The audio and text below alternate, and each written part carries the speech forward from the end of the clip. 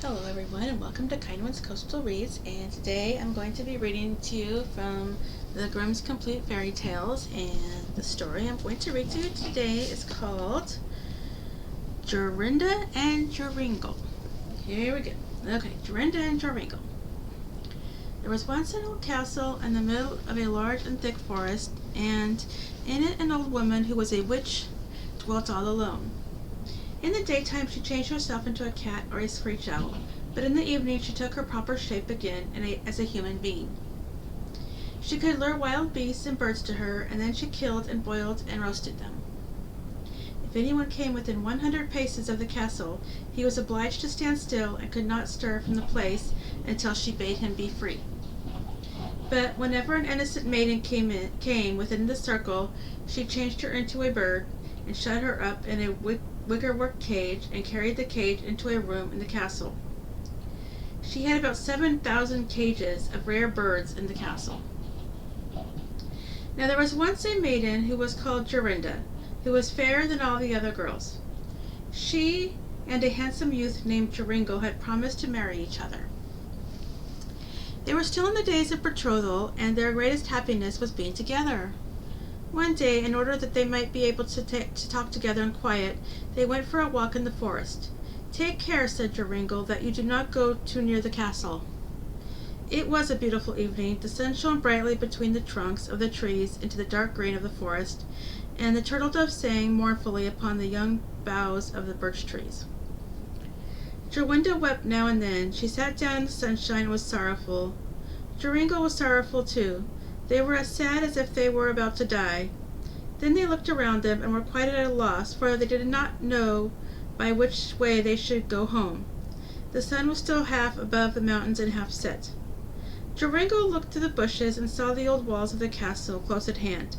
He was horror-stricken and filled with deadly fear.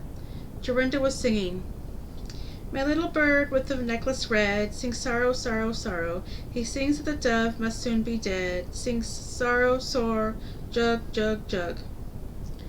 Joringel looked for Jorinda. She was changed into a nightingale and sang, "Jug, jug, jug." A screech owl with glowing eyes flew 3 times round about her, and 3 times cried, "To-hoo, to-hoo, to-hoo." Joringel could not move. He stood there like a stone, and could neither weep nor speak, nor move hand or foot. The sun had now set. The owl flew into the thicket, and directly afterwards there came out of it a crooked old woman, yellow and lean, with large red eyes, and a hooked nose, the point of which reached to her chin. She muttered to herself, caught the nightingale, and took it away in her hand. Joringel could neither speak nor move from the spot. The nightingale was gone. At last the woman came back and said in a hollow voice, "Greetings, Zachiel. If the moon shines on the cage, Zachiel, let him loose at once." Then Joringel was free.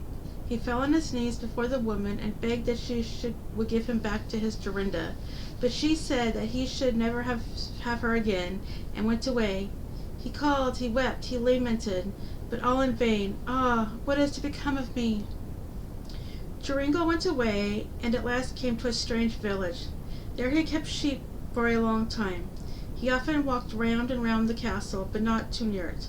At last he dreamed one night that he had found a blood-red flower, in the middle of which was a beautiful large pearl, that he picked the flower and went with it to the castle, and then everything he touched with the flower was freed from enchantment.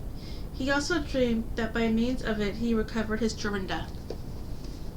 In the morning, when he awoke, he began to seek over hill and dale if he could find such a flower. He sought until the 9th day, and then, early in the morning, he found the blood-red flower. In the middle of it there was a large dewdrop, as big as the finest pearl.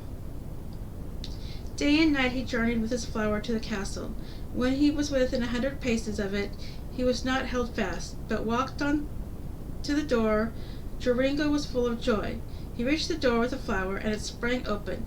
He walked in through the courtyard and listened for the sound of the birds. At last he heard it. He went on and found the room from which it came, and there the witch was feeding the birds in the 7,000 cages. When she saw Joringel she was angry, very angry, and scolded and spat poison and gall at him. but she could not come within 2 paces of him. He did not take any notice of her, but went and looked at the cages with the birds. But there were many hundred nightingales. How was he to find his Jorinda again? Just then he saw the old woman quietly take away a cage with a bird in it and go towards the door. Swiftly he sprang towards her, touched the cage with the flower and also the woman. She could now no longer bewitch anyone, and Jorinda was standing there, clasping him round the neck, and she was as beautiful as ever. The end. And that is the story of Jorinda and Joringel. And thank you for watching Kindwyn's Coastal Reads tonight and story. And I will be back again tomorrow with another fairy tale for you. And thank you for watching. Have a great night. Bye.